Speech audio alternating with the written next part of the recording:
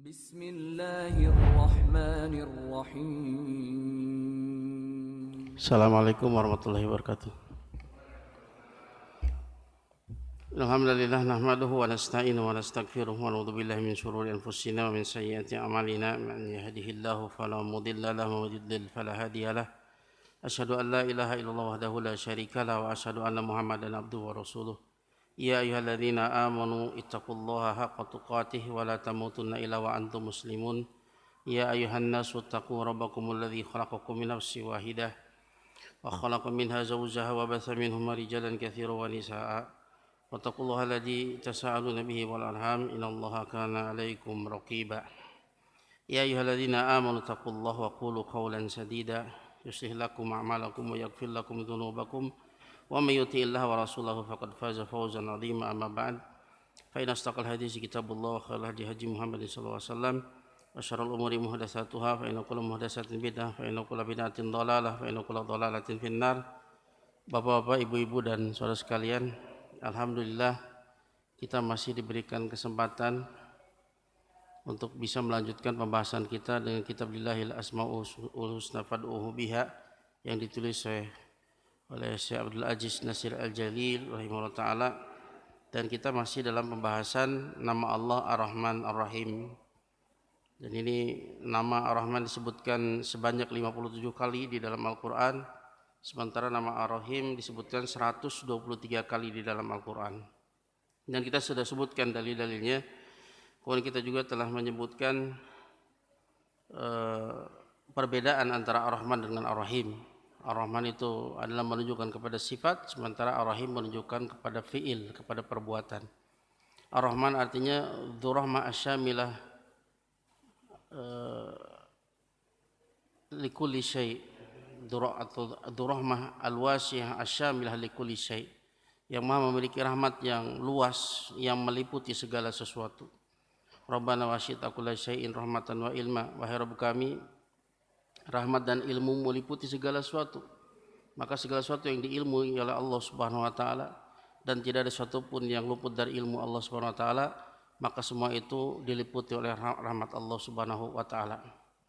Adapun Ar-Rahim dzurrahma al-wasilah, yang Maha menyampaikan rahmat, menunjukkan kepada fi'il. Makanya seringkali digandengkan dengan maf'ulnya, dengan objeknya. Wa kana bil mu'minina rahima. Kemudian Ar-Rahman itu adalah nama yang khusus, yang tidak boleh seorang pun diberi nama dengan nama Rahman. Dalilnya adalah surat Al-Isra ayat 110 atau firman qul ud'ullaha awid'ur rahman ayyama tad'u falahul asmaul husna. Serulah Allah atau serulah Ar-Rahman. Mana nama yang mana saja yang engkau seru, maka hanya miliknya nama-nama Allah yang maha indah. Di sini Allah Ta'ala menyamakan antara Allah dengan Ar-Rahman. Allah adalah nama yang tidak boleh seorang pun diberi nama dengan nama tersebut. Allah samakan dengan Ar-Rahman, maka begitu juga Ar-Rahman, tidak ada seorang pun makhluk yang boleh diberi nama dengan nama tersebut. Ya, itu di antara perbedaan Ar-Rahman dengan Ar-Rahim. Adapun sebagian yang mengatakan bahwa Ar-Rahman itu untuk seluruh makhluk, rahmatnya, dan Ar-Rahim itu hanya untuk orang yang beriman, maka ini ada sedikit permasalahan, karena didapati juga dalam firman Allah yang lain, surat Al-Baqarah ayat 341 atau firman innallaha bin nasi la raufur rahim. Sesungguhnya Allah maha belas kasihan dan penyayang kepada manusia, dan manusia di sana ada yang kafir, ada yang mukmin. Ya, maka yang tepat itu Ar-Rahman itu menunjukkan kepada sifatnya, sifat rahmatnya yang begitu luas meliputi segala sesuatu. Adapun Ar-Rahim yang maha menyampaikan, yang maha memberikan rahmat. Kemudian kita juga telah membahas bahwa rahmat yang disandarkan kepada Allah Ta'ala ada dua macam. Yang pertama, rahmat yang itu merupakan sifat bagi Allah Subhanahu wa Ta'ala, dan yang kedua, rahmat adalah pengaruh dari sifat rahmatnya Allah Subhanahu wa Ta'ala, dan itu makhluk. Adapun dalil yang menyebutkan rahmat itu adalah sifat bagi Allah Ta'ala, di antaranya surat Al-A'raf ayat 156, Allah Ta'ala berfirman, wa rahmati wasi'at kullasyai, dan rahmatku meliputi segala sesuatu. Ini rahmat yang disandarkan kepada Allah, yang ini merupakan sifat bagi Allah Ta'ala, bukan makhluk. Adapun rahmat yang makhluk yang Allah turunkan, ya, itu merupakan pengaruh dari sifat rahmat Allah Ta'ala. Di antaranya yang menunjukkannya adalah ya, sebuah hadis, ya, Rasulullah SAW bersabda, inna lillahi mi'ata rahmatin anzala minha rahmatan wahidah bainal jin wal ins wal bahaim wal hawam fabiha yata'atafuna wa biha yatarahamun wa biha ya'taful wahsyu ala waladiha wa akhrallahu tis'an wa tis'ina rahmatan yarhamu biha ibadahu yawmal qiyamah. Sesungguhnya Allah memiliki 100 rahmat. Allah turunkan dari 100 itu hanya satu saja yang dibagikan antara jin, manusia, binatang dan serangga. Yang dengan satu rahmat tersebut mereka saling sayang menyayangi. Yang dengan satu rahmat tersebut mereka saling berlemah lembut. Sampai binatang buas pun itu berlaku lembut kepada anaknya. Binatang buas memakan daging. Tatkala lapar kita dapatkan dia memakan anaknya. Dia lembut kepada anaknya. Itu karena pengaruh dari rahmat Allah Subhanahu wa taala. Dan Allah akhirkan 99 rahmatnya yang dengannya Allah rahmati hamba-hambanya nanti pada hari kiamat. Ini khusus bagi hamba-hambanya yang beriman, yaitu dengan surganya Allah Subhanahu wa taala. Yang satu ini saja tak terhingga. Kita tidak akan pernah bisa mungkin untuk menghitung yang satu rahmat yang Allah turunkan yang dibagikan kepada jin, manusia, hewan dan serangga. Apalagi yang 99 yang Allah akhirkan nanti untuk hamba-hambanya yang beriman. Makanya Allah sebut surga itu sebagai rahmat. Allah Ta'ala berfirman, Rasulullah SAW bersabda dalam hadis riwayat Muslim, anti rahmati arhamu biki man asya. Engkau adalah rahmatku, aku merahmati siapapun yang aku kehendaki denganmu, yaitu dengan surga. Surga disifati ma'ainur ra'at wala udhunun sami'at wala khatara ala qalbil bashar. Tidak pernah terlihat mata, tidak pernah terdengar telinga, tidak pernah bisa terbayangkan di dalam hati manusia. Kan tapi hanya disebutkan nama saja, nama yang sama dengan perkara yang dohir, dan ini adalah merupakan sebuah kaidah. Perkara yang goib itu seringkali digambarkan dengan sesuatu yang dohir untuk mendekatkan pemahaman, tapi hakikatnya berbeda. Namanya sama, di sini ada apel, ada anggur dan lain sebagainya. Di sana pun ada, tapi hanya sama namanya saja, agar supaya kita mudah untuk memahaminya. Adapun hakikatnya itu jauh berbeda. Yakinilah apa yang bisa kita bayangkan tentang surga, yakinilah bahwa surga itu jauh lebih indah dari semua itu. Ya. Kemudian rahmat itu pun terbagi dua. Ada rahmat yang sifatnya umum, ada rahmat yang sifatnya khusus. Rahmat yang sifatnya umum ini mencakup perkara-perkara berupa penciptaan mereka, tarbiyah Allah kepada mereka, memberikan hidayah, bagaimana menggunakan apa-apa yang telah Allah berikan kepada mereka, anggota tubuh dan lain sebagainya. Hidayah yang umum, Allah memberikan rezeki kepada mereka, Allah memberikan kepada mereka nikmat-nikmat, pemberian-pemberian, Allah berikan kesehatan badan, Allah tundukkan seluruh makhluk dari tumbuh-tumbuhan, binatang, benda mati untuk makanan mereka, minuman mereka, untuk tempat tinggal mereka, pakaian mereka, agar supaya mereka bisa tidur, bisa bergerak, bisa beraktivitas dan lain sebagainya dari nikmat-nikmat yang tidak bisa dihitung. Itu namanya rahmat yang umum yang berkaitan dengan bagaimana dia bisa bertahan hidup di muka bumi ini. Badaniyah. Adapun rahmat yang khusus, ini adalah rahmat yang diberikan kepada orang-orang yang beriman. Berupa taufik kepada hidayah, taufik kepada Shiratal Mustaqim. Allah memberikan balasan kepada mereka. Allah memberikan hidayah kepada, memberikan taufik kepada mereka. Allah membela mereka dari orang kafir. Allah memberikan kepada mereka kehidupan yang baik, kehidupan yang bahagia di dunia ini. Ya. Allah memberikan kepada mereka kesabaran ketika mendapatkan musibah. Allah mengampuni dosa-dosa mereka, Allah menghilangkan musibah-musibah mereka, dan Allah merahmati mereka di akhirat dengan pemaafan dari kesalahan-kesalahan mereka, keridhaan Allah kepada mereka, berikan nikmat-nikmat kepada mereka dengan masukkan mereka ke dalam surga dan menyelamatkan mereka dari azab api neraka. Ini adalah rahmat yang khusus yang hanya diberikan kepada hamba-hambanya yang Allah cintai. Ya. Sebagaimana firman Allah Ta'ala surat Al-Ahzab ayat 43, Allah Ta'ala berfirman, wa kana bil mu'minina rahima, dan Allah itu sangat penyayang kepada orang-orang yang beriman. Adapun nikmat yang umum tadi ini hanya berkaitan dengan fisik saja, berkaitan dengan badan. Semuanya dapat. Manusia, jin, binatang, serangga pun dapat semuanya. Tapi untuk urusan hidayah, urusan taufik, urusan Allah berikan petunjuk kepada dia untuk mengetahui jalan yang lurus, untuk istiqomah di jalan yang lurus, Allah selamatkan dia dari api neraka, Allah berikan kepada dia nikmat-nikmat berupa dimasukkan ke dalam surga dan lain sebagainya. Ini khusus bagi orang-orang yang beriman. Apa yang umum tadi dalilnya adalah surat Ghafir ayat yang ke-7, atau firman Rabbana wasi'ta kulla syai'in rahmatan wa ilma. Wahai Rabb kami, rahmat dan ilmu meliputi segala sesuatu.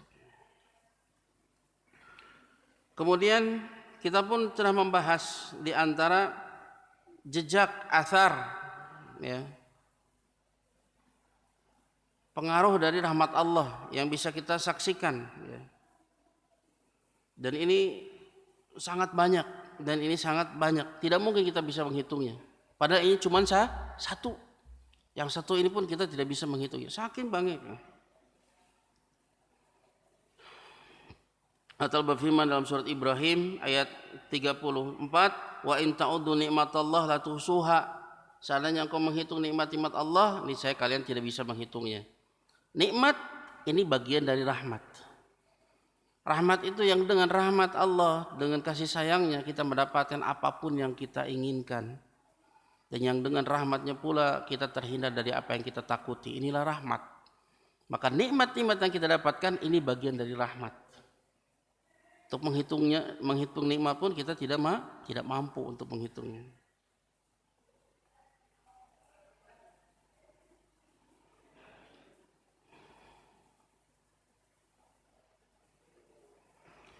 Dan ya, jejak rahmat Allah Ta'ala, pengaruh rahmat Allah Ta'ala ini ada pada seluruh apa yang Allah ciptakan. Sama saja ini di alam semesta yang begitu luas, apa yang ada di dalamnya berupa makhluk-makhluk yang besar yang Allah tundukkan dengan perintahnya, dan apa yang ada di dalamnya di alam-alam semesta ini berupa kemanfaatan dan rahmat bagi hambanya, ya. Dan apa yang Allah ciptakan dalam penciptaan manusia berupa tanda-tanda yang menunjukkan akan kebesaran Allah Ta'ala, akan rahmatnya, di mana Allah Ta'ala menciptakan manusia fi ahsanit taqwim, dengan bentuk yang sebaik-baiknya. Ini menunjukkan akan rahmat Allah Subhanahu wa Ta'ala. Allah memberikan akal kepadanya, Allah memberikan kekuatan kepadanya, Allah siapkan apa yang dia butuhkan, Allah bantu dia, Allah berikan rezeki kepada dia, Allah berikan nikmatnya yang zahir maupun yang batin. Ya. Seandainya kita berusaha untuk menghitungnya, apa yang ada pada diri kita, apa yang ada di alam semesta ini, niscaya kita tidak akan sanggup untuk menghitungnya. Ini merupakan asar, jejak, pengaruh dari rahmat Allah Subhanahu wa Ta'ala. Berkata Imam Ibnu Qayyim rahimahullah ketika mensifati li syumuli rahmatillahi ta'ala, peliputan akan rahmat Allah Subhanahu wa Ta'ala, dia berkata, wa anta law ta'ammaltal alam bi ainil basirah la ra'aitahu mumtali'an bihadhihi rahmah al-wahidah kamtila'il bahri bima'ihi wal jawi bihawaihi.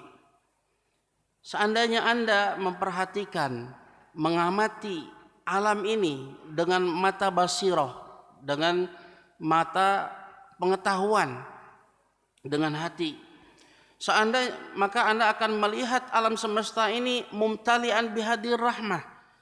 Anda akan menyaksikan alam semesta ini penuh dengan rahmat Allah Ta'ala yang satu, birahmah wahidah. Alam semesta ini penuh dengan rahmatnya yang satu. Seperti penuhnya samudra dengan airnya, dan seperti penuhnya angkasa dengan udara. Ya. Maka semuanya ini adalah jejak pengaruh dari rahmat Allah Subhanahu wa taala.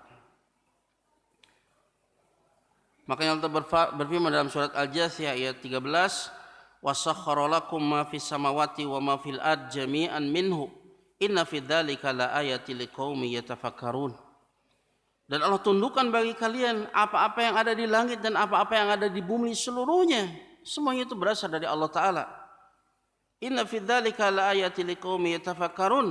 Sesungguhnya pada yang demikian itu terdapat tanda-tanda kebesaran Allah Subhanahu wa taala, terhadap tanda-tanda akan rahmat Allah Subhanahu wa taala bagi orang yang mau berfikir.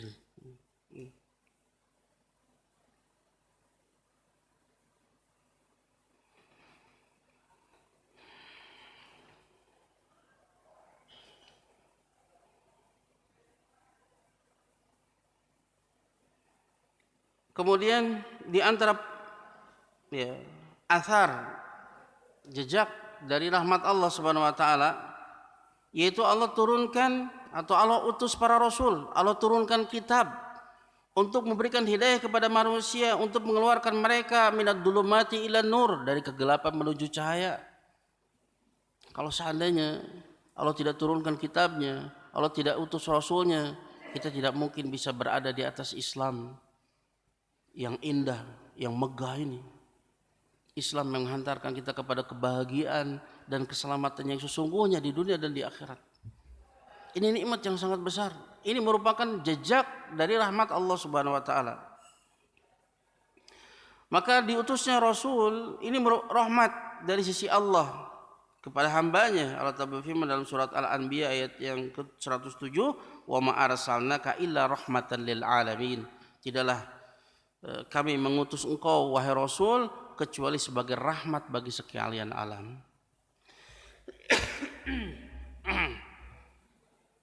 Juga Allah Ta'ala berfirman dalam surat An-Nahl ayat 89, wa nazalna 'alaikal kitab tibyanan likulli syai' wa hudaw wa rahmataw wa busyra lil muslimin.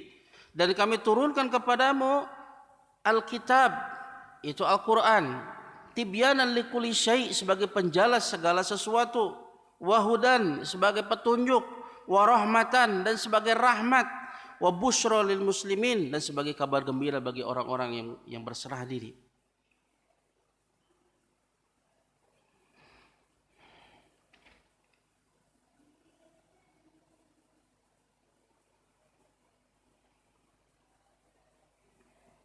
Kemudian di antara rahmat Allah Subhanahu wa taala yaitu ampunan Allah taala terhadap dosa-dosa hambanya dan pemaafan Allah terhadap mereka dan penghapusan kesalahan-kesalahan mereka, dan Allah bukakan bagi mereka pintu taubat.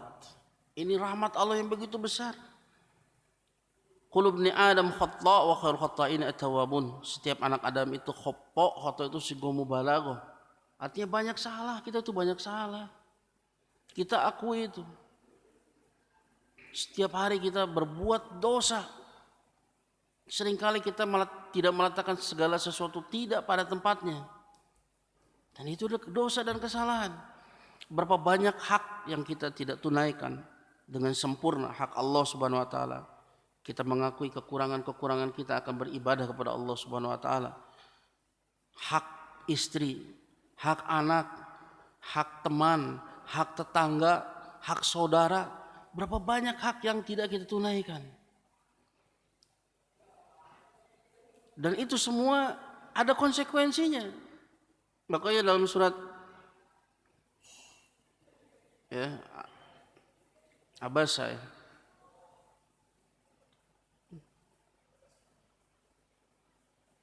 fa idza ja'atil khasah yauma yafirul mar'u min akhihi wa ummihi wa abihi. Hari di mana seseorang itu lari dari ibunya, dari bapaknya, dari saudaranya, dari istrinya, dari anak-anaknya, dari kerabatnya. Padahal mereka adalah orang-orang yang ketika di dunia ingin senantiasa kita itu dekat dengan mereka. Tapi di sana mereka ingin lari dari mereka. Karena masing-masing mereka akan menuntut hak mereka masing-masing. Kita banyak salah. Wa khairul khata'ina at-tawwabun, dan sebaik-baik yang banyak salah ada yang banyak bertobat. Disyariatkan tobat ini adalah merupakan rahmat Allah yang sangat besar. Ya. Allah berfirman dalam surat Az-Zumar ayat 53, "Qul ya ibadiyalladzina asrafu ala anfusihim la taqnatu min rahmatillah innallaha yaghfiru dzunuba jami'a innahu huwal ghafurur rahim." Katakanlah, wahai hamba-hambaku yang melampaui, ya, berbuat melampaui batas atas diri mereka, ya, menjerumuskan diri mereka ke dalam dosa dan kemaksiatan, dan itu mendatangkan murka Allah Subhanahu wa taala, janganlah kalian berputus asa dari rahmat Allah. Sesungguhnya Allah mengampuni dosa seluruhnya. Ya, jadi di antara rahmat Allah, Allah ampuni dosa. Ini bagian dari rahmat. Jangan kalian putus asa dari rahmat Allah. Sesungguhnya Allah mengampuni dosa seluruhnya. Innahu wal ghafurur rahim. Sesungguhnya Dia Maha Pengampun lagi Maha Penyayang.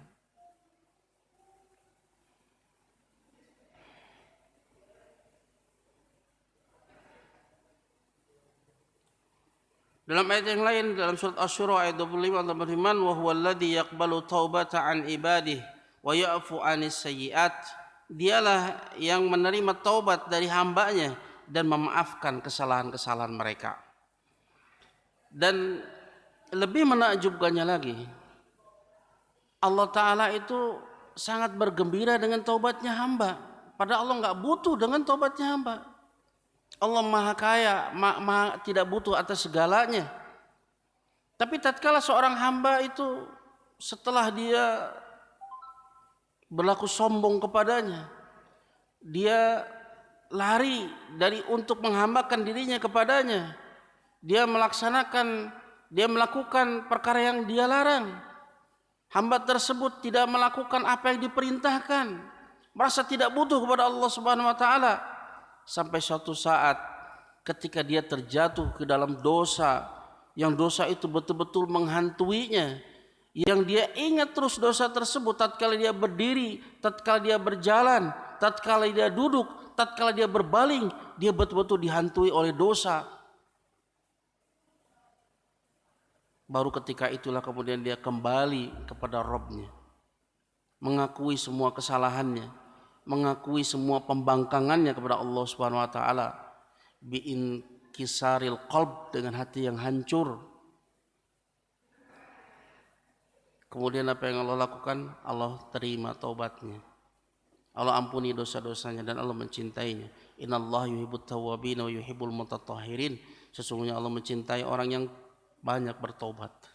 Allah cinta kepada yang bertobat. Allah mencintai orang yang senantiasa membersihkan jasadnya. Tobat membersihkan apa yang ada di dalam hati. Tatohar membersihkan apa yang ada di badan. Allah suka orang dengan orang yang sering berbersih, zahir dan batin. Sebuah hadis dari Anas bin Malik, Rasulullah SAW bersabda, "Lallahu afrahu bi taubati 'abdi hina yatubu ilaihi min ahadikum kana ala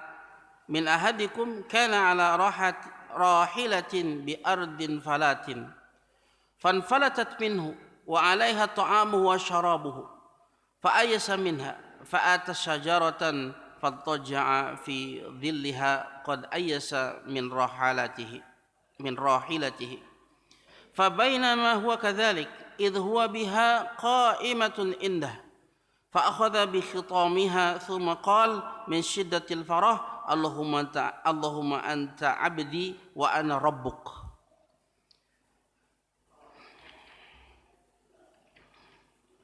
Rasulullah SAW bersabda dalam hadis riwayat Anas, diterima dari sahabat Anas bin Malik, diriwayatkan oleh Bukhari dan Muslim. Rasulullah bersabda, sungguh Allah lebih gembira dengan taubatnya hambanya Allah lebih gembira dengan taubat hambanya tatkala dia bertobat kepadanya, melebihi salah seorang di antara kalian ketika dia berada di atas tunggangannya di tanah yang sangat luas, di padang pasir yang sangat luas. Fanfalatat minhu, kemudian binatang tunggangannya itu kabur darinya. Padahal di atas binatang tunggangan tersebut ada makanannya, ada minumannya, perbekalannya itu di atas tunggangannya. Kabur, ini di tengah padang pasir. Fa'ayasa minha, kemudian dia berputus asa dari tunggangannya tersebut. Wah sudah, ini kayaknya mati.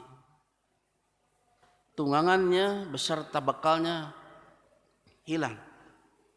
Kemudian dia mendatangi sebuah pohon, kemudian dia berbaling di bawah naungan pohon tersebut dalam keadaan sungguh dia telah berputus asa dari mendapatkan tunggangannya kembali. Wah sudah, ini kayaknya tinggal menunggu kematian. Ketika dia berada pada kondisi seperti itu, tiba-tiba dia dapati tunggangannya itu berdiri di sisinya. Apa yang dia lakukan? Maka dia menarik tali kekangnya.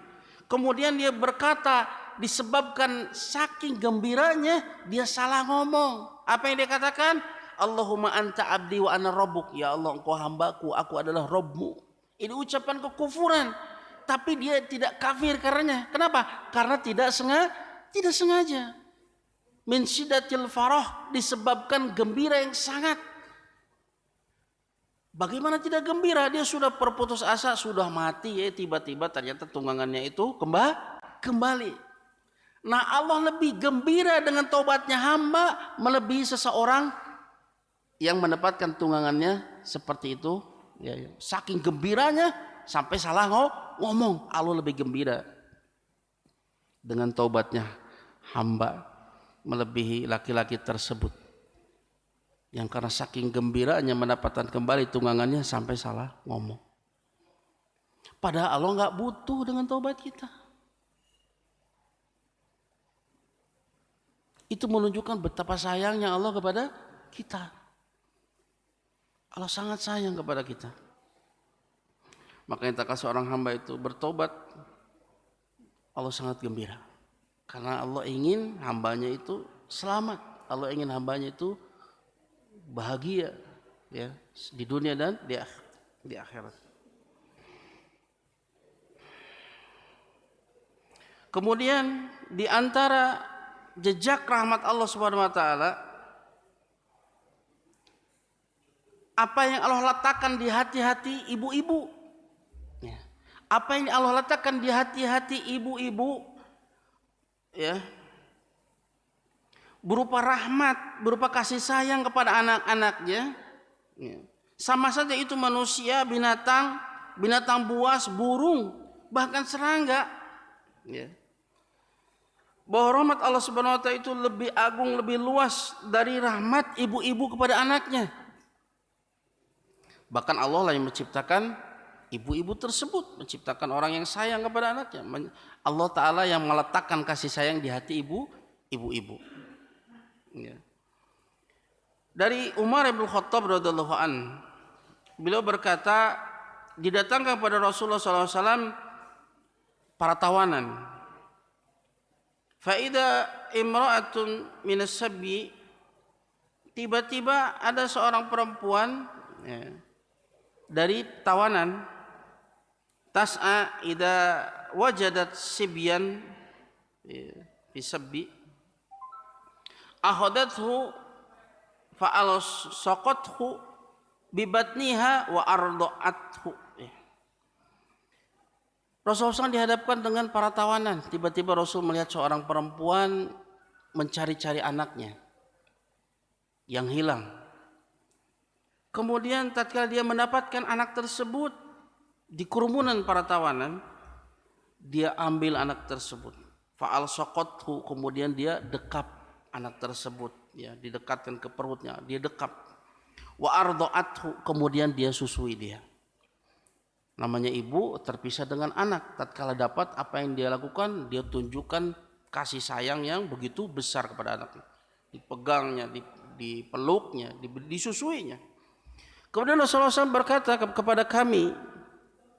Ya, kata Umar bin Khattab, "Atarawna hadhil mar'ah tarihatan waladaha fin nar?" Apakah menurut kalian mungkin perempuan ini akan melemparkan anaknya ke dalam api? Setelah melihat bagaimana kasih sayang ibu itu, apakah mungkin perempuan itu kemudian melemparkan anaknya ke dalam api? Qulna, kami menjawab, wallahi, tidak demi Allah. Wahya taqdiru ala an la tatrahahu. Dan dia mampu untuk kemudian tidak melemparkannya. Ya. Tidak akan ada seorang ibu pun yang mau anaknya celaka, apalagi melemparkan ke dalam api. Dan api itu sesuatu yang paling ditakuti oleh jiwa. Karena ini adalah adab yang paling menyakitkan. Makanya seringkali kita ditakut-takuti dengan api. Karena ini adab yang paling menyakitkan. Gak mungkin seorang ibu kemudian melemparkan anaknya ke dalam api tersebut. Kemudian apa yang dikatakan Rasulullah SAW? Lallahu arhamu bi ibadihi bin hadhihi bi waladiha. Sungguh Allah lebih sayang kepada hambanya melebihi ibu ini kepada anaknya. Allah lebih sayang kepada kita. Makanya Allah Ta'ala lipat gandakan pahala 10 kali lipat, 700 kali lipat, lipatan-lipatan yang tidak terhingga. Tapi Allah catat kesalahan hanya satu saja. Itu pun kalau tidak bertobat. Tapi kalau bertobat, sepenuh bumi sekalipun dia berdosa, ketika dia bertobat, ataib minadan bikamala dan balah, orang yang bertobat dari dosa seperti orang yang tidak punya dosa. Allah hapus semuanya. Karena Allah sangat sayang kepada kita. Bahkan Allah lebih sayang melebihi ibu ini kepada anaknya. Bahkan Allah lah yang telah menciptakan orang-orang yang sayang kepada kita. Ibu kita, bapak kita, saudara kita, istri kita, anak kita, saudara kita. Allah yang menciptakannya. Allah yang menanamkan rasa cinta mereka kepada kita. Maka kasih sayang Allah, laisa kamitslihi syai', tidak ada sesuatu pun yang semisal dengannya. Luar biasa, ya.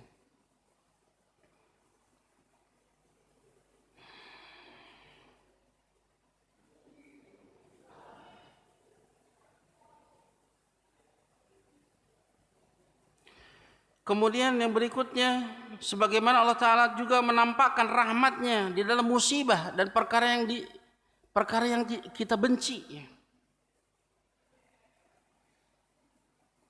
Meskipun perkara tersebut menyakitkan, dibenci, ya, padahal di dalamnya ada kelembutan, ada rahmat, ada kebaikan bagi orang yang terkena musibah, ya. Ya. Makanya ya, ini merupakan kelembutan Allah Subhanahu wa taala, Al-Latif, yang maha lembut, yang seringkali memberikan kemanfaatan kepada makhluknya tanpa dirasakan oleh makhluknya. Padahal di balik itu ada kebaikan-kebaikan. Maka di antara hikmah dari musibah di antaranya adalah Allah hendak mengingatkan hambanya untuk kembali kepada Allah Subhanahu wa taala. Dhahara fasadu fil bari bima kasabat aydin nas liyudhiqahum ba'dal ladzi amilu la'allahum yarji'un. Telah nampak kerusakan di daratan, di lautan. Tidaklah disebut dhahara kecuali itu sudah menyebar di daratan dan di lautan. Bima kasabat aydin nas, disebabkan karena tangan-tangan manusia, karena perbuatan mereka. Liyudhiqahum ba'dal ladzi amilu, Allah hendak merasakan kepada mereka sebagian saja dari apa yang telah mereka lakukan. La'allahum yarji'un, agar supaya mereka kembali. Mereka menyesal, mereka kembali kepada Allah Ta'ala. Kalau kembali Allah ampuni, Allah cintai mereka. Kemudian di antara hikmahnya adalah selain mengingatkan tadi, kemudian untuk mengampuni dosa-dosa mereka. Mayusibul muslim min nasabin wala wasabin wala hammin wala hazanin wala adha wala ghammin hatta syaukati yushaquha ila kafarallahu biha min hatayahu. Tidaklah menimpa seorang muslim dengan syarat dia bersabar, ya, berupa nasab, kelelahan, kecapaian yang dia rasakan, wasab, penderitaan, penyakit yang dia rasakan, wala hammin, kekhawatiran yang dia rasakan, wala hazan, kesedihan yang dia rasakan, wala adza, gangguan orang lain kepada dirinya, wala ghammin, kebingungan yang dia rasakan, sampai duri yang menusuk kepada dirinya, kecuali semuanya itu menghapuskan dosa-dosanya. La yazalu bala bil mu'min wa mu'minah fi nafsi wa wa waladihi wa malihi hatta yalqallaha laisa alaihi khati'ah. Bala itu akan senantiasa menyertai seorang mukmin. Semakin tinggi keimanannya maka balanya semakin berat. Yang menimpa kepada dirinya, kepada keturunannya, kepada hartanya sampai dia bertemu dengan Allah tanpa membawa kesalahan. Allah hendak membersihkan dosa-dosanya di dunia. Kemudian dia pulang ke sana tanpa membawa kesalahan. Di antaranya Allah hendak memberikan pahala kesabaran. Innama yuwaffas sabiruna ajruhum bighairi hisab. Sesungguhnya Allah menyempurnakan pahala orang yang sabar itu tanpa hitung-hitungan. Allah hendak memberikan pahala kesabaran. Allah hendak meninggikan derajatnya tatkala dia kemudian lulus ujian dan lain sebagainya. Di balik musibah saja itu terdapat rahmat Allah Subhanahu wa taala, apalagi di balik nikmat.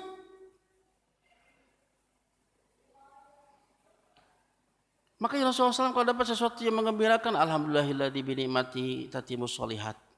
Kalau dapat sesuatu yang tidak mengenakan, alhamdulillah ala kulli hal. Bagaimanapun segala puji milik Allah.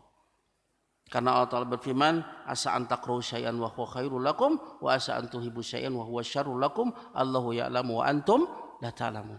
Bisa jadi engkau membenci sesuatu pada itu adalah baik untukmu, termasuk musibah. Bisa jadi engkau mencintai sesuatu pada itu adalah buruk untukmu, di antaranya maksiat. Allah Maha mengetahui sementara kalian tidak mengetahui. Jadi balik semua itu yakinlah Allah Maha mengetahui. Allah adalah Al-Hakim,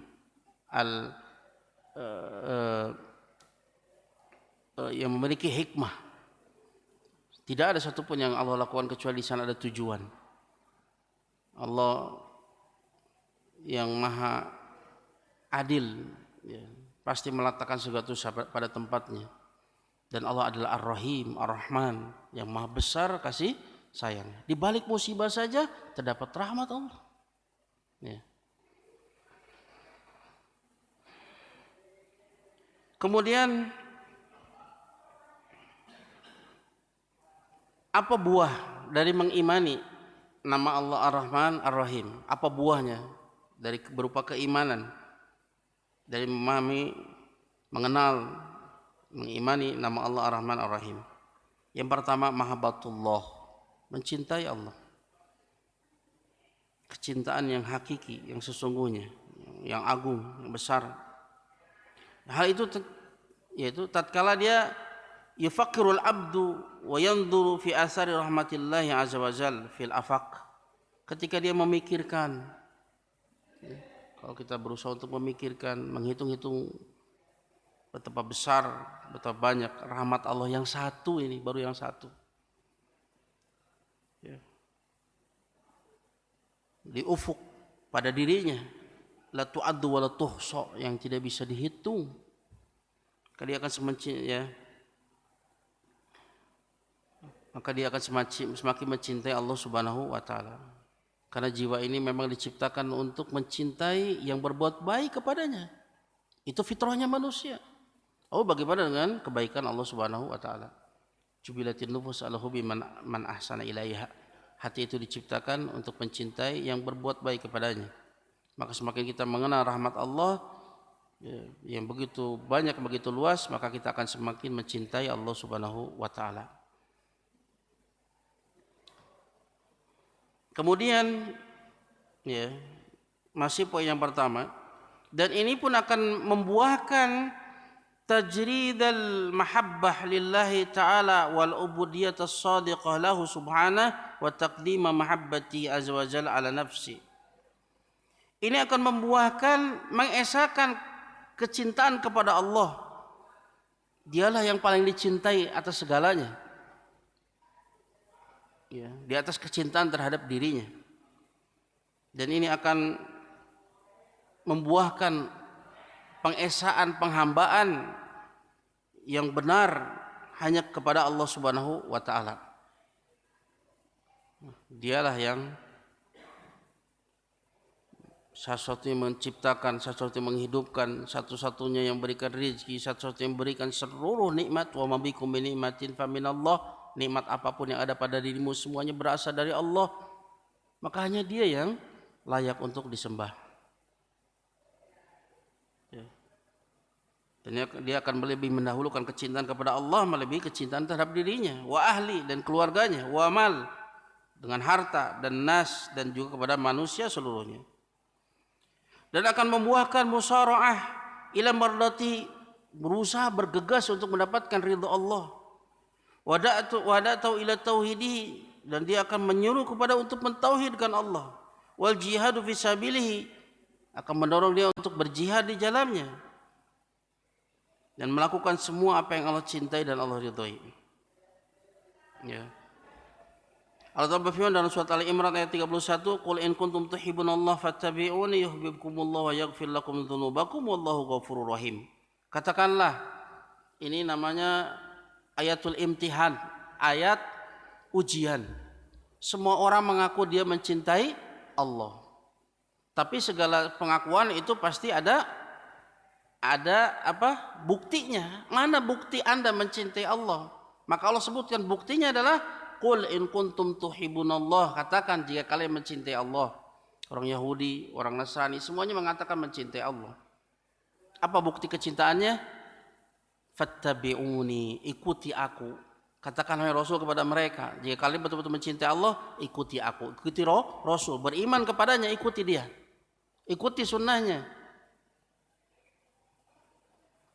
Apa balasannya? Yuhibbukumullah, Allah akan cinta kepada kalian. Wa yaghfir lakum dzunubakum, dan Allah akan mengampuni dosa-dosa kalian. Wallahu ghafurur rahim, dan Allah Maha Pengampun lagi Maha Penyayang. Maka bukti kecintaan kita kepada Allah adalah mencintai siapapun yang Allah cintai, dan mencintai apapun yang Allah cintai, dan membenci siapapun yang Allah benci, membenci apapun yang Allah benci. Dengan cara apa? Mengikuti Rasulullah Shallallahu Alaihi Wasallam. Jangan sampai bertepuk sebelah tangan. Kita mengatakan cinta Allah, tapi kemudian Allah nggak cinta kepada kita, gara-gara kita tidak mengikuti Rasulullah Shallallahu Alaihi Wasallam. Makanya kata para ulama, asya'nu an laisa sya'nu an tuhib, walakin asya'na an tuhab. Yang penting itu bukan Anda mencintai, yang penting itu Anda dicintai. Jangan sampai cinta bertepuk sebelah tangan. Kalau mencintai, semua orang mengaku mencintai. Tapi masalahnya apakah kita mendapatkan cinta Allah atau tidak? Caranya dengan cara mengikuti Rasulullah Shallallahu Alaihi Wasallam.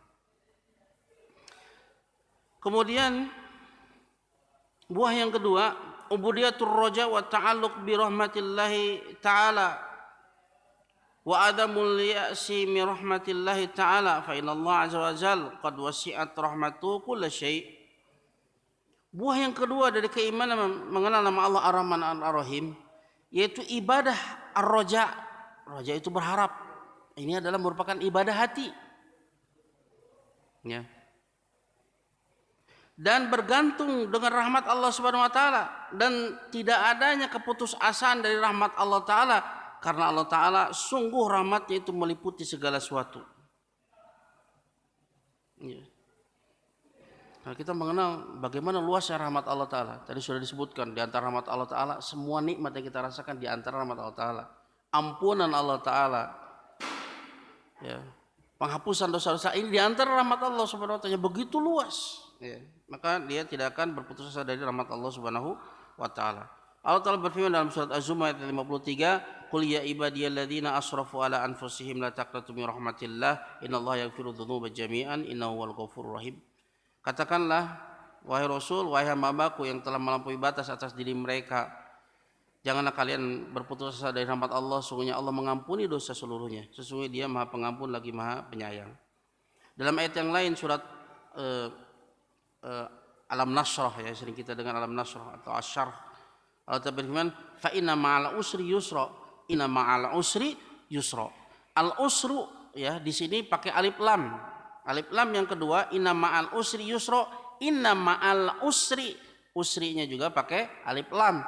Ini namanya alif lam at-ta'rif lil ahdi.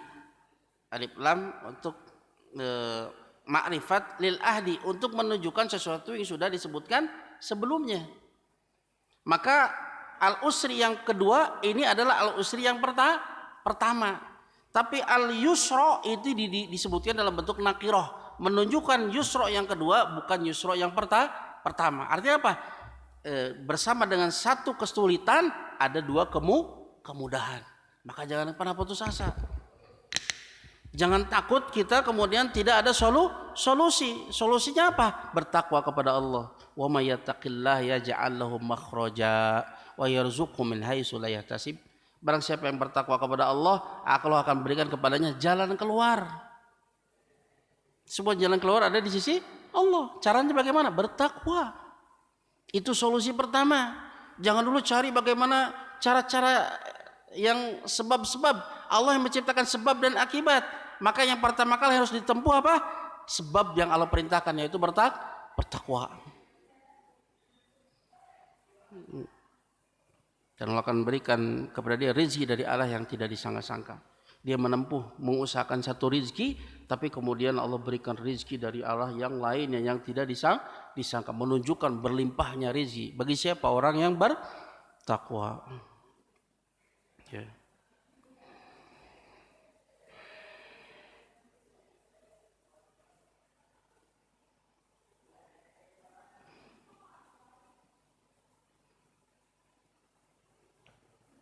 Ya, kemudian hadis tadi juga ya. Sesungguhnya Allah inna lillahi mi'ata rahmah, Allah memiliki 100 rahmat, anzala minha rahmatan wahidah. Allah hanya turunkan satu saja. Minal jin wa ins wal bahaim wal hawam, bagikan manusia, jin, binatang dan serangga. Ya, wa biha yatarahamuna biha yata'atafuna wa biha ya'taful wahsyu ala waladiha. Wa akhrallahu tis'atan wa tis'ina rahmatan yarhamu biha ibadahu yaumal qiyamah. Begitu luas rahmat Allah sehingga membuat dia tenang, tumakninah, punya Rabb yang begitu luas rahmatnya, membuat dia tidak akan pernah putus asa dari rahmat Allah Subhanahu wa taala. Kemudian buah yang ketiga, ya, ini konsekuensi dari setiap nama. Innallaha alimun yuhibbul ulama. Allah sungguhnya yang maha mengetahui, mencintai orang-orang yang berilmu. Innallaha rahimun yuhibbur ruhama. Sesungguhnya Allah yang maha penyayang, mencintai orang-orang yang penyayang. Ini konsekuensi dari nama dan sifat Allah Ta'ala. Allah senang kalau hambanya itu bersifat dengan sifat-sifat yang baik yang terkandung di dalam nama dan sifatnya. Begitu juga dengan nama Ar-Rahim. Allah senang pada hamba-hambanya yang penyayang. Itu bersifat dengan sifat rahmat, ya. Dan ya, Allah memuji Rasulullah SAW, ya, di antaranya memiliki sifat tersebut. Allah Ta'ala berfirman dalam surat At-Taubah ayat 128, laqad ja'akum rasulun min anfusikum azizun alaihi ma anittum harisun alaikum bil mu'minin raufur rahim. Sungguh telah datang kepada kalian seorang rasul dari kalangan kalian, azizun alaihi ma anittum, sungguh berat terasa baginya apa yang kalian rasakan, saking cintanya kepada para sahabat. Apa yang mereka alami itu terasa berat bagi Rasulullah SAW. Harisun alaikum, sangat bersemangat kepada mereka untuk memberikan hidayah, semangat akan keimanan mereka, untuk kebaikan mereka dunia dan di akhirat. Bil mu'minina raufur rahim, dan kepada orang yang beriman raufur rahim, sangat belah kasihan lagi sangat penyayang. Allah puji Rasulullah SAW. Ya. Bahkan Rasulullah SAW diberikan nama Nabiur Rahmah, ya, Nabi Rahmat. Dan Allah Ta'ala memuji para sahabat radhiyallahu an, ruhama'u bainahum, mereka saling kasih sayang di antara mereka. Seperti dalam surat Al-Fath ayat 29. Kemudian bagaimana Rasulullah SAW memuji Abu Bakar As-Siddiq dalam sebuah hadis riwayat Ahmad dan Tirmidzi dalam film Manaqib dan Sahih oleh Syalbani dalam Sahih At-Tirmidzi.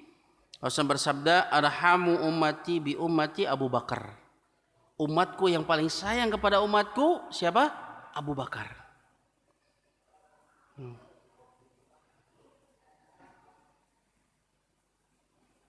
Ya. Kita diperintahkan. Ini konsekuensi dari mengenal nama Allah Ar-Rahman Ar-Rahim. Allah menghendaki kita mempunyai sifat rahmat. Dan yang pertama kali, ya ini kita memiliki sifat rahmat kepada selain, ya, kepada kaum muslimin, manusia seluruhnya. Terlebih yang pertama kali masuk di sini siapa? Kepada kedua orang tua. Mereka yang paling berhak untuk kita sayang kepada mereka. Makanya Allah Ta'ala berfirman dalam surat Al-Isra ayat 23 sampai 24, Allah berfirman, wa qadara rabbuka alla ta'budu illa iyyahu wa bil walidaini ihsana imma yablughana indakal kibara ahaduhuma aw kilahuma fala taqul lahumā uff wa la tanharhuma wa qul lahum qawlan karima wahfid lahum janaha dhulli minar rahmah wa qur rabbirhamhuma kama rabbayani shaghira. Wa qadha rabbuka alla ta'budu illa iyyah, dan Rabbmu telah mewajibkan, alla ta'budu illa iyyah, telah memerintahkan janganlah kalian menyembah kecuali hanya kepadanya. Wa bil walidaini ihsana, ay ahsinu ila walidaini ihsanan.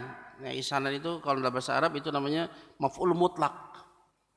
Ya, di sana ada fiil yang dibuang.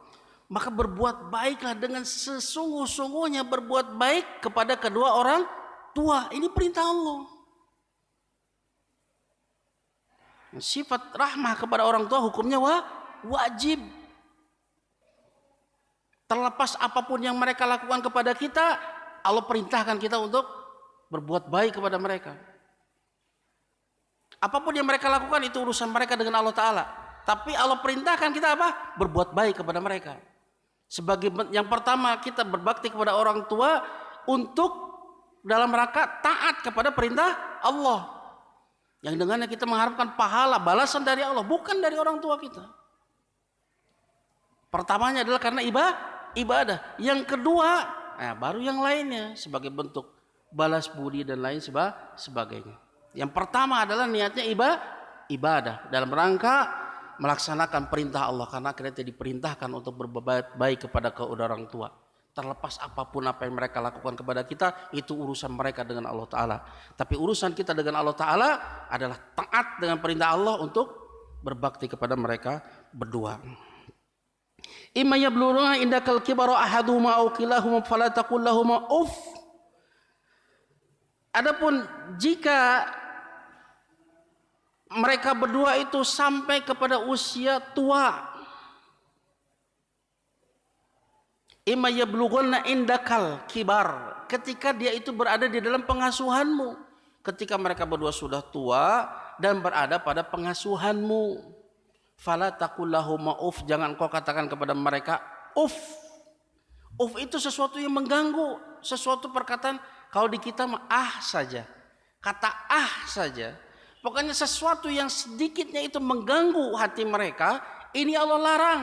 Kalau seandainya ada kata yang lebih ringan dari itu, pasti Allah akan larang. Kenapa? Dan Allah sebutkan indal kibar, ketika tua. Karena orang tua itu selamanya ingin jadi hero, ingin jadi pahlawan. Dialah yang memberi, dia yang menjaga, dia yang mendidik. Segala-galanya untuk anaknya, dialah pahlawan untuk anaknya. Tapi ketika dia sudah tua, dia sudah tidak mampu lagi untuk mencari nafkah, dia sudah tidak mampu lagi untuk menjaga anak-anaknya, dia sudah tidak mampu lagi untuk melakukan hal-hal yang dulunya dialah yang melakukannya. Hati mereka itu ketika itu sangat rapuh. Kata saja itu bisa membuat hati mereka terluka dalam. Maka hati-hati nih, siapapun yang dia memiliki orang tua yang dia berada dalam perusahaan mereka, ingat hati mereka itu ketika itu sangat sensitif. Kata-kata saja itu bisa menusuk hati mereka dalam. Apalagi kemudian dia dalam keadaan kondisi di mana anaknya yang menafkahinya.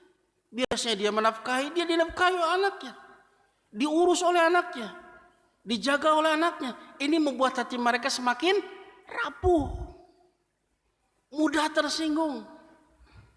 Maka Allah wanti-wanti ketika kita mengurus mereka kalau sudah tua, fala taqul lahum uff, jangan kau katakan wala tanharhum, apalagi jangan kau bentak mereka berdua. Ya. Emang terkadang kalau sudah tua itu kembali kepada usia kecil, ya, kadang-kadang membutuhkan kesabaran. Tapi Allah larang kita untuk mengatakan saja, Allah larang. Apalagi membentak. Wa qul lahum qawlan karima, katakan kepada mereka ucapan yang karim, ucapan yang lemah lembut, ucapan yang penuh kesopanan. Yang ini mungkin bisa kita lakukan kepada guru kita, kepada klien kita, kepada tetangga kita dan lain sebagainya. Kita bisa berbicara begitu bagus. Tapi kepada orang tua kenapa kita nggak bisa? Padahal mereka yang paling berhak untuk kita pergauli dengan baik. Rasulullah pernah ditanya, ayunas ahaqqu bi husni musahabati. Siapakah manusia yang paling berhak untuk aku perlakukan dengan baik? Maka apa jawab Rasulullah SAW? Ummuk, ibumu. Sumaman, kemudian siapa? Ummuk, ibumu. Sumaman, kemudian siapa? Ummuk, ibumu juga. Sumaman, baru abuk, bapakmu. Para ulama mengatakan, kenapa Pak? Ibu itu disebutkan 3 kali. Dia yang lebih utama untuk kita perlakukan dengan baik. Karena ibu itu dia sendirian dalam 3 fase kehidupan kita. Pertama ketika hamil, bapak nggak ikut-ikutan. Ibu itu yang kelelahan, kecapean, kesel. Kalau antum mau coba ikatkan batu bata 2 biji saja. Tidur, jalan, jangan dilepas. Kira-kira kumaha? Kesel tuh? Kesel. Aing ngabebetkeun. Tapi lihat bagaimana ibu semakin membesar, semakin dia payah, semakin dia gembira. Yang penting apa? Anaknya sehat. Ibu menyendiri ketika hamil. Yang kedua ketika melahirkan. Bapak cuma penonton doang. Ibu berjuang di sana. Dan dia tidak peduli akan kehidupannya. Yang penting anaknya lahir, hidup, sehat. Yang ketiga yaitu ketika menyusui. Ya. 2 tahun lamanya ibu menyusui. Kadang-kadang bayi itu dia aktifnya malam ya. Pagi siangnya tidur. Nah, itu betul-betul ya. Ini peran ibu ya. Makanya ibu disebutkan 3 kali. Nah, kita zaman sekarang biasanya kalau ngomong sama orang lain itu dijaga kata-katanya, apalagi kepada atasannya. Dijaga kata-katanya, khawatir ada salah tafsir dan sebagainya. Ngomong ke orang tua asal mangap. Sungguh orang yang berbakti kepada orang tua adalah orang yang berakal. Orang yang kurang akalnya nggak mungkin dia bisa berbakti kepada orang tuanya. Ya. Fala taqul lahum uf wala tanharhuma wa qul lahum qawlan karima. Ucapan kepada mereka ucapan yang lembut, yang baik, yang penuh adab. Ya.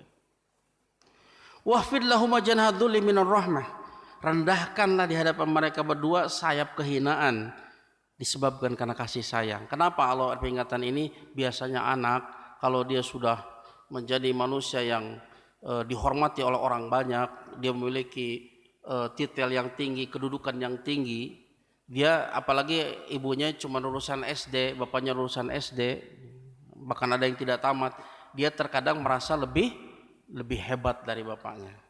Dia biasa dihormati oleh anak buahnya, maka datang ke rumah pun dia pun ingin seperti itu juga di rumahnya, oleh ibunya diladeni dan sebagainya. Maka Allah ingatkan ini, rendahkan sayap kehinaan di hadapan mereka berdua dengan penuh kasih sayang. Siapapun Anda, presiden kah, raja dunia sekalipun, antum adalah orang yang banyak berhutang budi kepada mereka. Antum itu penghutang yang nggak mungkin bisa membalas. Tukang hutang di hadapan mereka itu, gak lebih dari itu. Maka jaga adab kepada mereka. Mereka lah orang pertama yang mengajarkan kita, guru kita pertama itu. Ya.